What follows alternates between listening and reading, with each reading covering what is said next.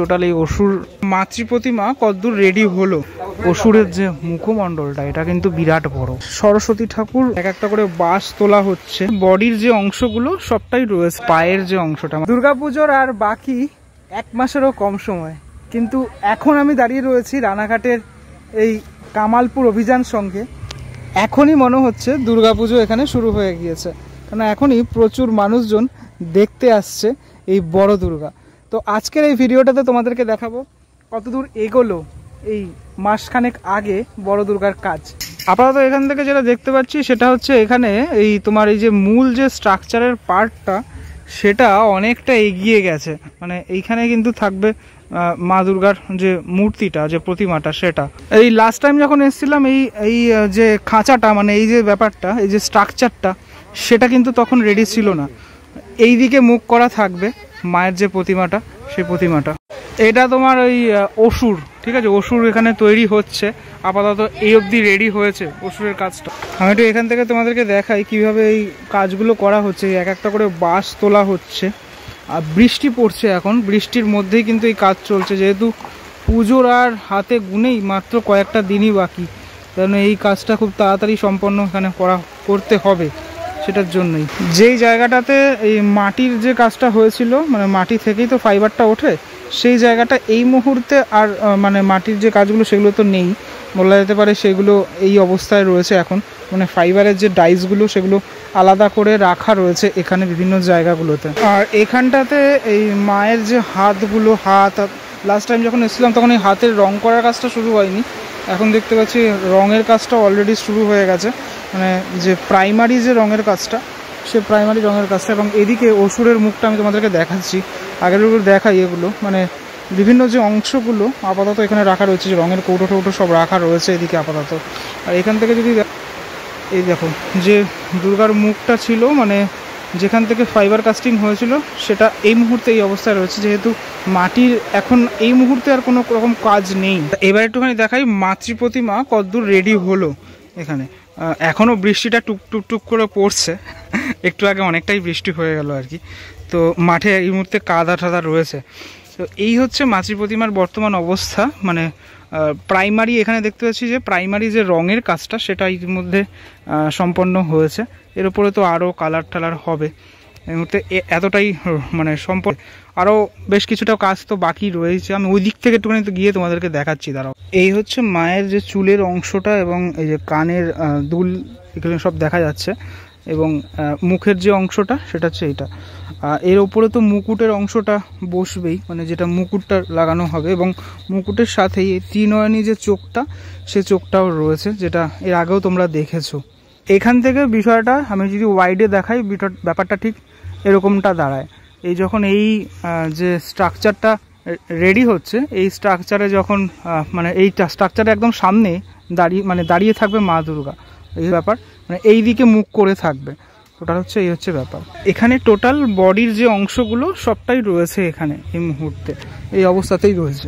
এটা হচ্ছে পায়ের যে অংশটা, মানে একদম নিচের যে পোর্শনের অংশটা, সেটা এটা কিন্তু দারুণ লাগছে, দাঁড় করানো রয়েছে বলে ব্যাপারটা পুরো বোঝা যাচ্ছে।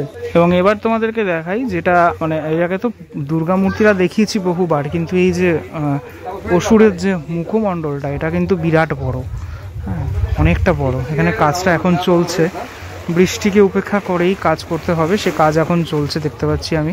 বুঝছো কতটা বড় এবং ডিটেলের সাথে কিন্তু কাজটা করা হচ্ছে। এই হচ্ছে নিচ থেকে যদি দেখাই, এই যে নিচে সাপোর্ট দেওয়া রয়েছে, এই অবস্থায় পুরো অংশটা এই মুহূর্তে রয়েছে। হ্যাঁ অনেকটা বড় অংশ টোটালটা। বাঁশের ভাড়াগুলো তো থাকবে না যখন রেডি টোটালটা হয়ে যাবে। নতুন যে জিনিসগুলো দেখতে পারলাম এখানে এসে, সেটা হচ্ছে এই অসুরের কাজ অনেকটা এগিয়ে গেছে। মোটামুটি মাথার যে অংশটা, মানে মুখমণ্ডলটা, এটা হচ্ছে এটা। আর যেটা দেখলাম আমি এখানে, এই যে তোমার স্ট্রাকচার, অর্থাৎ মা দুর্গার যে স্ট্রাকচার, সেই স্ট্রাকচার কিন্তু বিশাল বড়। মানে যেহেতু এই 125 ফুটের যে দুর্গা যেটা হতে চলেছে, যত ফুটই হোক না কেন টোটালটা, এখন কি দাঁড়ায়, কত ফুট দাঁড়ায় সেটা দেখার বিষয়। এটা তো অনেকটা এগিয়েছেই। আচ্ছা, এটা হচ্ছে সরস্বতী ঠাকুর বা লক্ষ্মী ঠাকুর যাই বলো না কেন তোমরা, তার যে মূর্তিটা সেটা। হ্যাঁ এটাও আমি দেখলাম নতুন, মানে এখানে এসে, মানে কতটুকু কাজ এগেল তার মধ্যে আমি এই জিনিসগুলোই দেখতে পারলাম। ঠিক আছে, এটা একটু ওপর থেকে তোমাদেরকে দেখাই। ব্যাপারটা ঠিক এরকমটা হয়েছে। এটা কিন্তু পুরোপুরি ফাইবারের। হাতের অংশটা আপাতত এইটুকু রেডি হয়েছে, মানে আপাতত এইটুকুই রেডি হয়েছে। আর এবার পুরোটা যখন জোড়ানো হবে তখন ব্যাপারটা আলাদাভাবে বোঝা যাবে।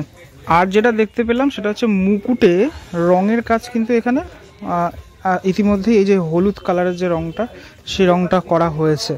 হ্যাঁ, এর উপরে আরও কোটিং পড়বে ঠিকই, মানে আরও যে কারুকার্য, সে কারুকার্য হবে, আমরা দেখতে পারবো। মানে এতটাই বড় মুকুট যে আমার ক্যামেরার লেন্সেও ধরা পড়ছে না। হিউজলি বলতে গেলে এই তোমার অসুরের যে কাজটা, সেটা কিন্তু হিউজ পরিমাণে হচ্ছে এই মুহূর্তে দেখতে গেলে। পুজোর আর মাত্র কিছুদিনই বাকি, তার জন্য কাজগুলো তাড়াতাড়ি এগোতে হবে। আর এই কাজটা অনেকটা এগিয়ে গেছে, সেটা আমি দেখলাম। আমি এর আগে যখনই এসছি তখনই এত বেলায় কখনো আসিনি। এখন এই বিকেল সন্ধে হতে চললো। এই মুহূর্তে এসে দেখলাম সেটা হচ্ছে এখানে গ্রামের মানুষজন সবাই উপভোগ করছেন, আসছেন। এখনই এখানে দুর্গাপুজোর যে ভাবটা, যে আমেজটা, সেই আমেজটা লক্ষ্য করা যাচ্ছে। এই মানুষজন, এই গ্রামের মানুষজনকে দেখলেই সেটা তোমরা আন্দাজ করতে পারছো। প্রায় 6টা বাজতে যায়, সন্ধে 6টা বাজতে যায়। এই মুহূর্তে এই যে মানে সূর্য ডোবা অবস্থায় যে এখানে চারদিকে যে আমি তো দেখানোর চেষ্টা করব, চারদিকে এখানে গাঁদা ফুলের চাষ হচ্ছে, ঠিক আছে, তার মাঝখানে মায়ের যে প্রতিমা, সে প্রতিমা তৈরি হচ্ছে। এই যে একটা আলাদা অনুভূতি, ঠিক আছে, মানে গ্রামের মানুষ দেখতে আসছেন, এটার সত্যি আলাদা একটা ভাইব আছে, আলাদা একটা অনুভূতি রয়েছে। তবে এর পরের বার যখন আসবো, আশা করি এই টোটাল এই অসুর কে তৈরি আমি দেখতে পারবো, ঠিক আছে। কারণ এখন তো মোটামুটি মাটির কাজটা হচ্ছে, এরপর যখন আসবো আবারও আসার একটা ইচ্ছে রইল।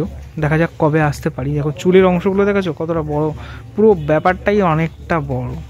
আচ্ছা, সুজয় দার সাথে আবার অনেকদিন পর দেখা হলো। কাজ তো মোটামুটি অনেকটাই এগিয়েছে, কাজটা এগিয়ে গেছে দেখতেই তো।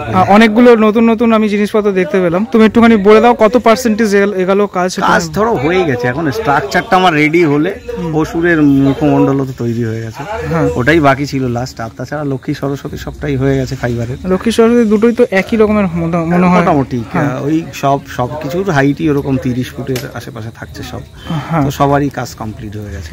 এই যে ফাইবারের দেখতে পাচ্ছ যে রঙের কাজ শুরু হয়ে গেছে, তো এটা রঙের পরে প্রথম প্রাইমার হয়েছে, পুরোটাই প্রাইমারের পরে যে রং হয়েছে, এরপরে শেডের কাজ চলবে। এটা কবে স্টার্ট করবে? কবে এটা ধরো আমার তো স্টার্ট হয়ে গেছে, আজকে বর্ষার জন্য একটু হচ্ছে না। তো ধরো এটা এই পার্টটাও রং হয়ে গেছে, দেখো একটা ক্রিমের মধ্যে একটা কালার আছে, এটা তো এরপরে বোধহয় শনিবারে হয়তো শেডের কাজগুলো কমপ্লিট হবে। আর দাঁড় করাবে কবে টোটালটা? দাঁড় করাবো, আমার স্ট্রাকচার তো সবে 70 ফুট 75 ফুট উঠেছে। আচ্ছা, এটা তো আরো উঠবে তার মানে? এটা ওই 125 ফুট যেটা গ্রিন সল্ট বুকে আছে, হ্যাঁ সেটাই হবে। এখানে তো শুধুমাত্র বাঁশ নেই না, আয়রনের? না, আয়রন তো এখন তো বাঁশের থাকছে, এর সাথে আয়রন থাকছে, পাইপ থাকছে, লোহার পাইপ থাকছে। পাইপটা কোন জায়গাটাতে থাকবে এখানে? এটা যে মূর্তিটা যার সাথে দাঁড়াবে, হ্যাঁ, সেগুলো সব আয়রন আর পাশের মানে এটার উপরে বেস করে থাকবে। এটা ধরো একটা ছোট ঠাকুরের যে চালাটা হয় পেছনে, ওটা চালা হিসাবে ধরতে পারবে এটা। আচ্ছা, আর সামনেটা আমি যেটা দেখলাম সেটা কি তৈরি হচ্ছে, মানে এটার পিছনে যেটা? ওটা অসুরের ফিগারটা, আর যে মাথাটা তৈরি হচ্ছে এইটা।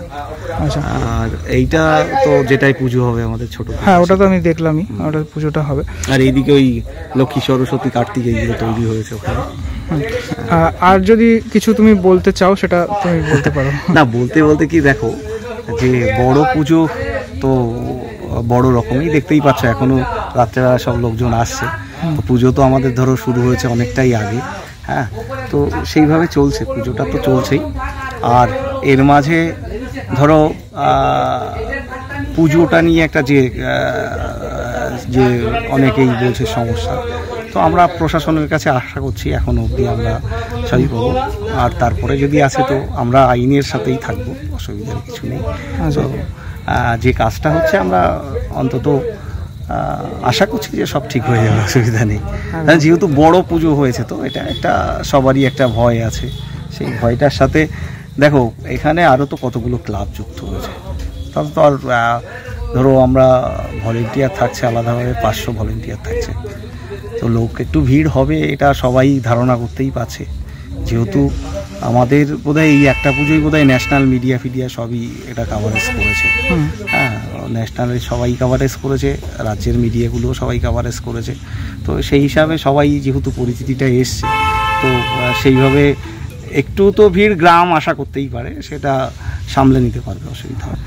তাহলে ফাইনালি উদ্বোধনের ডেট কি? ফাইনালি ওই মহালয়ের আশেপাশেই হবে, আমরা এখনো নির্দিষ্ট ডেট সিলেক্ট করিনি। এবং কিভাবে হবে উদ্বোধনটা সেটা যদি কিছু বলা যায়। না, সেটা বলতে কি, আমরা তো একটা আগে ডিসিশন একটা হয়ে যাক, তারপরে বলতে পারবো। এখনো ফাইনাল হয়নি? ফাইনাল এখনো হয়নি, তবে যে একটা এত বড় কাজ, তুমি বুঝতে পারছো যে যত বড় মানে আর কি এত বড় দুর্গা, তো সেখানে টোটালি একটা শিল্পের ব্যাপার আছে। এবার তোমাদের যদি বলি, আমার এখানে যারা কাজ করছে সবাই কিন্তু আমার আশেপাশের গ্রামে, এখনও যেটা আমি বলিনি, এর মধ্যে একজনা কলেজে চাকরি করে, হ্যাঁ, তো ওদের একজনা শিল্পী আছে, আর একজনা শিল্পী অলরেডি আছে যে কিনা অলরেডি দুটো রাষ্ট্রপতির কাছ থেকে সম্বর্ধনা নিয়েছে। তো এটা সবাই যদি ভাবে যে একটা ছেলে খেলা করছি এখানে আমরা, তা নয়। এখানে টোটালি একটা শিল্পকলাও তৈরি হচ্ছে, সেটা অনেকটা বড় মাপের, যেটা গ্রামে সবাই আশা করতে পারে না। তো সেইভাবে সেই শিল্পীদের নিয়েই তারাও গ্রামের আশেপাশের গ্রামের শিল্পী, সেটাও সবাই জানে যে গ্রাম থেকে সবাই যায়, অন্য জায়গায় প্রমোট হয়। হ্যাঁ, আমি এখনও বলিনি আমার শিল্পীরা কারা আছে। প্রজেক্ট আমি রেডি করেছিলাম, প্রজেক্টের সাথে যে সমস্ত শিল্পী আছে সবাই দক্ষ। হ্যাঁ, এবং আমি তোমায় বললাম এরকম দুজনা শিল্পীও আছে আমার এর মধ্যে, যারা কিনা অলরেডি সম্বর্ধিত এবং ভালো ভালো সমস্ত কাজের সাথে যুক্ত।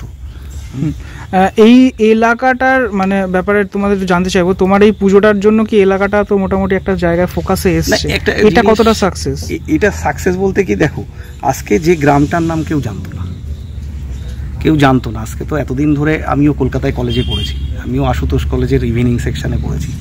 তো যখন বলতাম যে গ্রামটার নাম, তো বলতেই পারতাম না, তো বলতে হতো আমাকে রানাঘাট থেকে এসেছি, রানাঘাটের গ্রামটার নাম কেউ চিনত না। কিন্তু আজকে এই পুজোটা হওয়ার পরে, আজকে ধরো আমি পড়াশোনা করে এসেছি আজকে 20 বছর 25 বছর আগে, তো আজকে এই পুজোটা হওয়ার পরে অন্তত সবাই বলতে পারছে যে না, কামালপুর বলে একটা গ্রাম আছে যেখানে এই বড় পুজোটা আসছে।